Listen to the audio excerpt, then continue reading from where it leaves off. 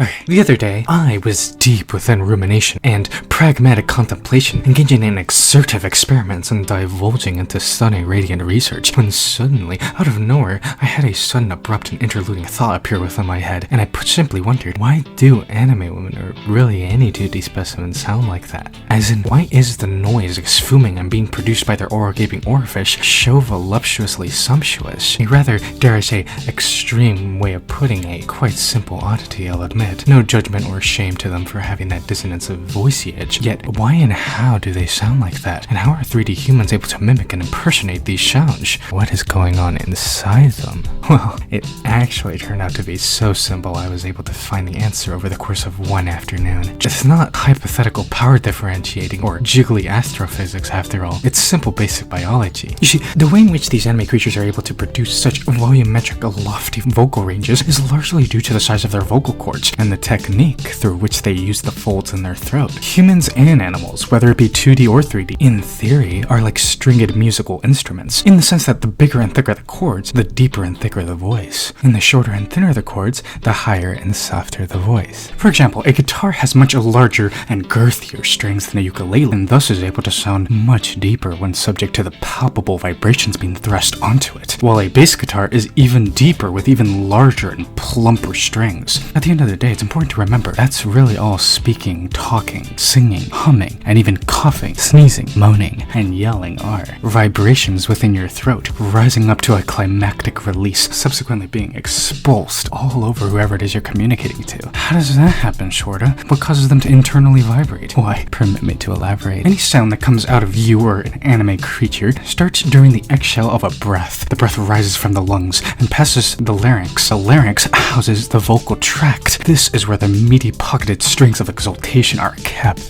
The burst of wind passes through them, making them vibrate violently, aggressively, erratically. The vibrations, with nowhere to go but up, head for the mouth, and upon reaching the mouth, form sounds through very intricate and complex tongue and mouth positionings and movements being conducted while air passes through them. Think of the specific phonetic phenomenon as yet another instance in which creatures of the 3D and 2D plane are similar to musical instruments, as like flutes, or pipes, or clarinets. Depending on the placement of certain ligaments when air passes through certain crevices, different sounds are achieved. This idea that humans, and in theory, all creatures, to an extent, living, fleshing musical instruments, is quite exuberant. A species of entities capable of curating, morphing, and articulating all manner of sounds for what appears to be any occasion with enough determination, as well as the right throat and mouth techniques. I have found any sound to be within reach. Alright, give us an example.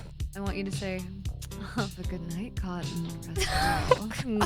You know, really lay it on me. Come on. I can't do that. You know that I can't. You can do anything you put your mind to, okay? Oh God. Oh Come my on, God. Oshi. Lest they be mute, in which case they are still a giant musical instrument, but are more so resembling an instrument of percussive possibilities. So what did we learn? No matter if you're 2D or 3D, man or woman, you can sound any way you set your mind to, whether it be dummy mommy, grimy gremlin, or ear-piercingly squeak. You are an instrument, in theory, and have tumultuous power at your disposal. An instrument of power, if you will.